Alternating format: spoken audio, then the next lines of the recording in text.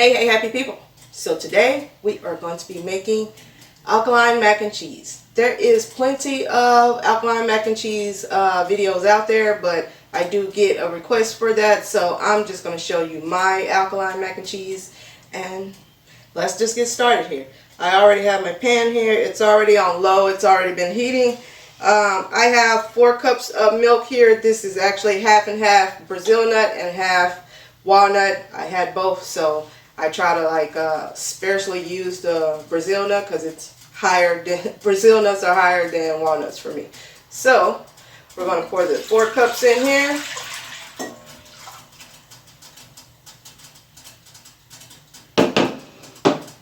And then I have 2 cups, a little over 2 cups of sea moss gel. This is the raw version, not the cooked version. If you do not know how to make sea moss gel, you can go check out the video, but I think just about everybody knows how to make it now.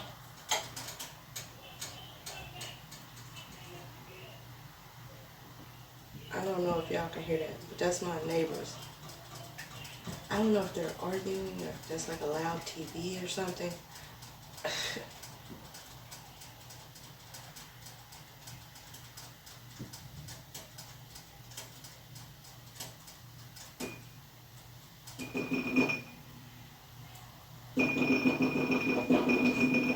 Alright, turn the pan all the way up here so we can start boiling here. Alright, mix this all together.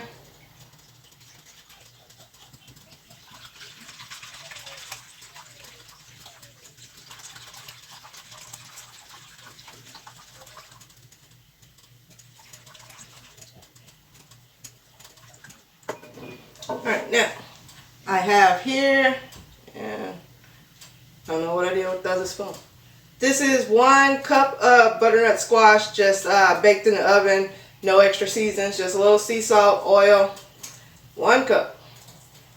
I didn't even puree it. With each layer here, I try to mix it in so I don't get no clumps. Once it gets warm, it'll start breaking up. It was cold because I had it in the refrigerator.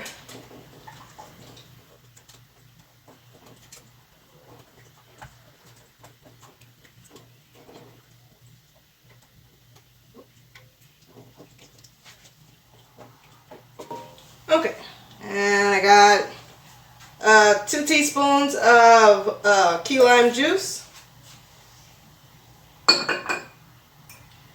1 teaspoon of grapeseed oil.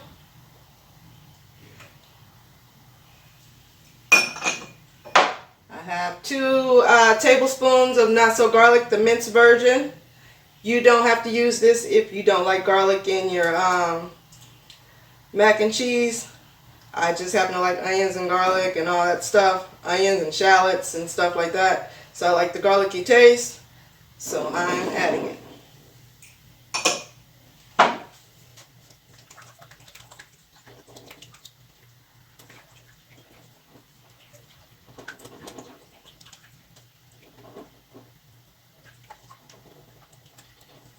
Just keep stirring it around there. Your butternut squash will break up, but if you just cooked it, it'll break up a lot faster, especially if it's at room temperature. Like I say, mine was just cold because I cooked it yesterday.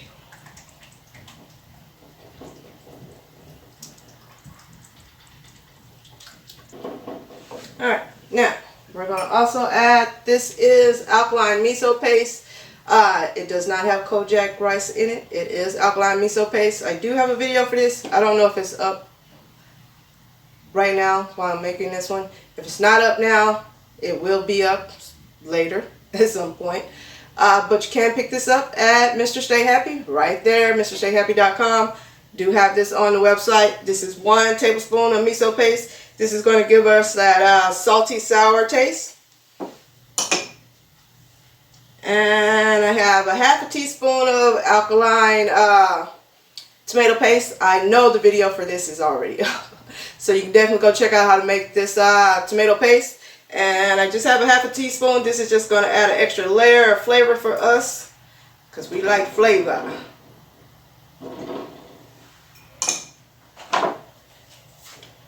Again, just stir, stir, stir, mix everything in.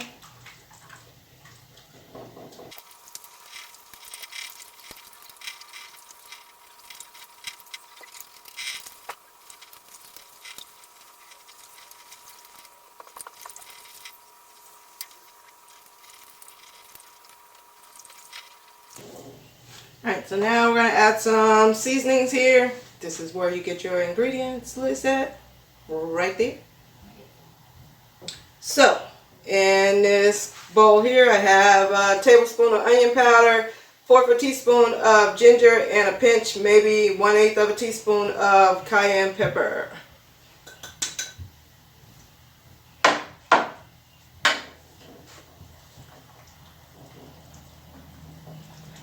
And stir, stir, stir.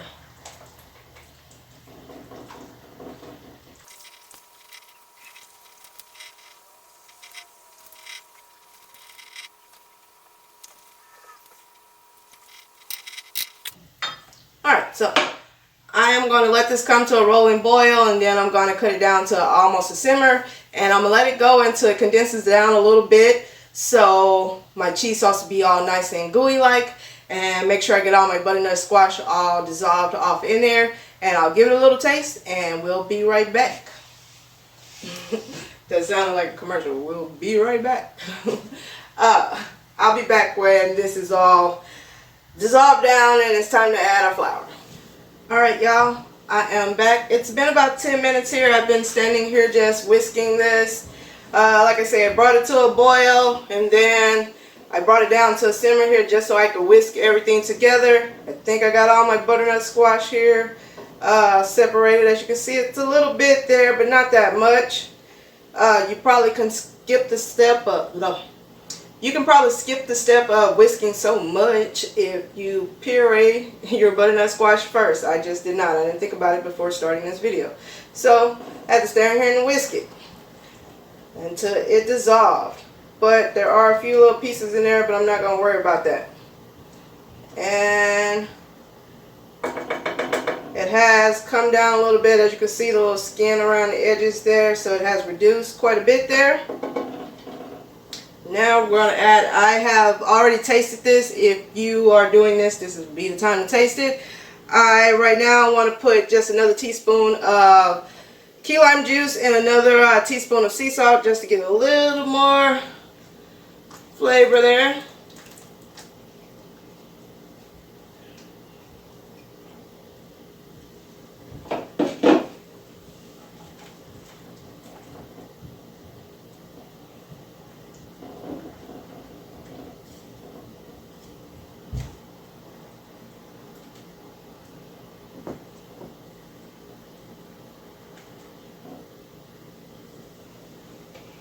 Alright, let's give it a test now.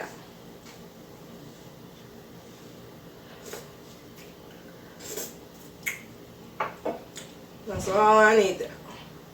That's a little more sea salt. A little key lime juice down.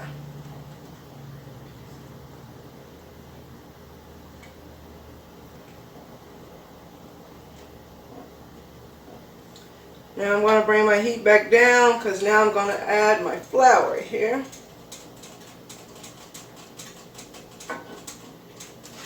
Alright, so I got 1 cup of water here. Same cup as the sea moss gel. That's what you see around there. It's not dirty. That's just sea moss gel. We save it on dishes. And I got some white spelt flour here, and I'm probably going to do about 3 heaping tablespoons. Just to make sure my cheese is all gooey.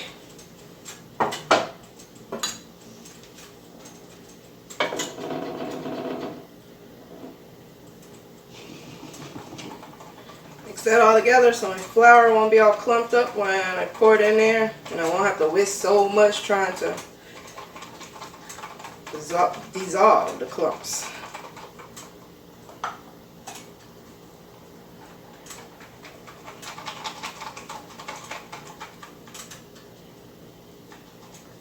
Get the rest of that sea moss off of there.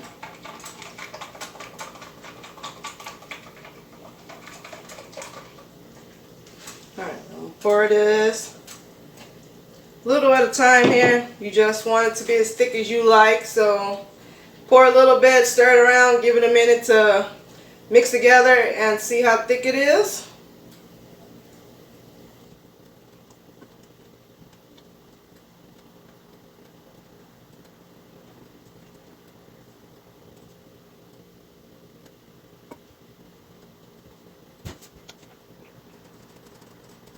Alright, turn the heat back up here and let it thicken up for a second so you can just see how much it has thickened. Okay, I am back. It has been a few minutes here. I did use the whole thing of the slurry there just so it'd be nice and thick there. But I am not liking the color of this, and usually I would add more butternut squash, but I don't have any more that's already cooked. I used the rest of what I had there that I cooked yesterday to eat yesterday, so I only had 1 cup. So I decided to add some annatto oil to it. This is my own homemade annatto oil. I did make a video. I don't know if it's up by the time this video go out, but probably not, because I'm trying to get this one out faster, I think. But I did add 1 tablespoon before I realized that you guys were not on. So I'm going to add another tablespoon here because I want a bright color if I can get it. Annatto oil does help with color. And just mix that in there.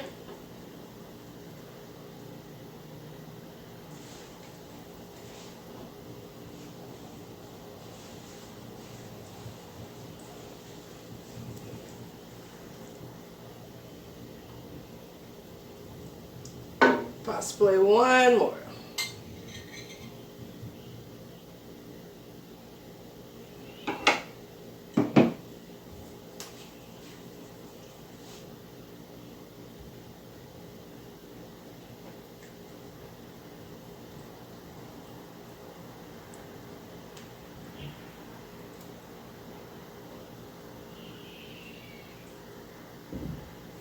Alright, I think that's enough. It gives me more of a cheesy like color instead of being like a brown looking color.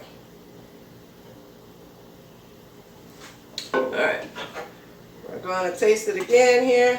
See that? Can y'all see that? That color? It's yellow. And it's not too runny, but not too thick either. It's holding to my spoon there as it cools off a little bit. Alright. Oh yeah. While the camera was off, I did say I did add another tablespoon of the annatto oil, but I did add another 2 teaspoons of salt because it just did not have enough salt. I think the flour was just canceling it out. So make sure you use the ingredients that I posted right there. That's why I always post them, because things change as I go here, and sometimes I forget y'all ain't even on. Like, y'all ain't even on. Alright, so now get rid of this. Put it in there.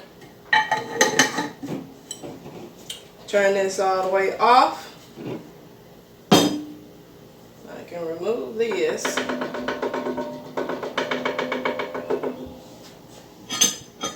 Now I do have my pasta here. This is just some rotini pasta.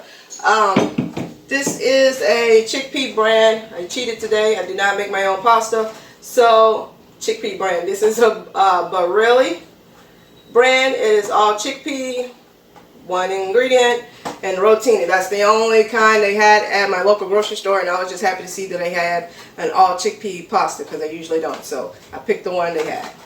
Alright, so now I'm just going to ladle my cheese sauce into this till I get as much as I want, because I might not need all this, and if I don't need it all, I can put it away. You can put it in the freezer, bring it back out, heat it up, use it for whatever you like. So, just going to ladle some in here till I get enough.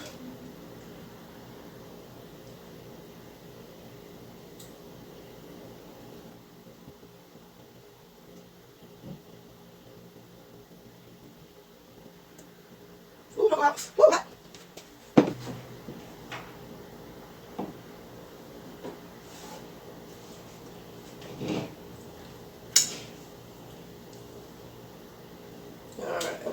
does. Give this a nice little stir.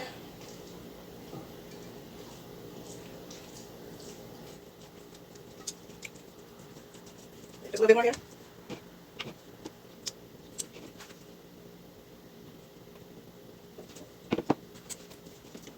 Okay.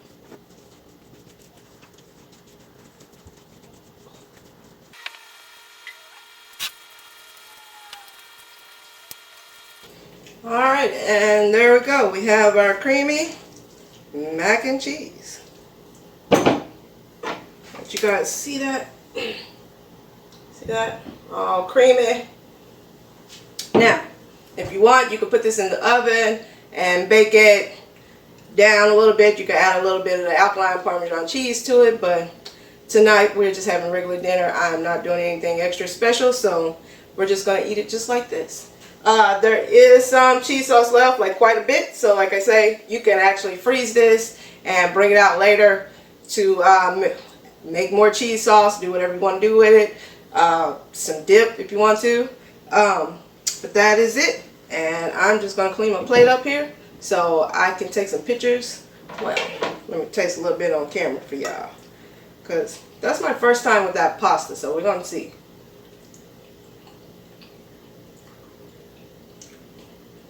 It's okay pasta. It's run-of-the-mill pasta. But the cheese sauce is good. Oh yeah.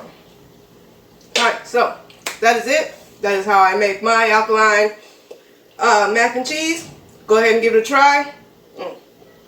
Let me know what you guys think, what you add, don't add to it, what you like about it, what you don't like about it. Give this video a thumbs up if you like now that I have made some alkaline mac and cheese. Subscribe if you are not a subscriber. This is your first time here. Welcome to the family. Subscribe so now you can see all of these alkaline dishes that we make. Make sure you hit the notification bell so you'll be one of the first ones to see it.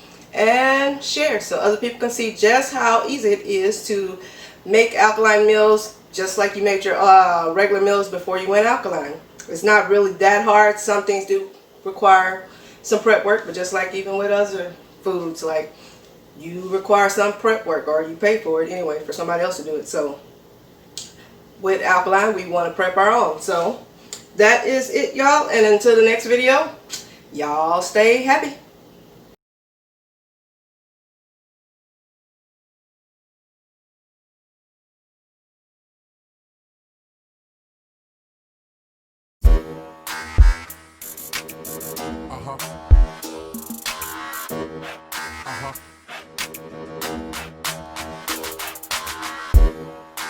Butter on my stress.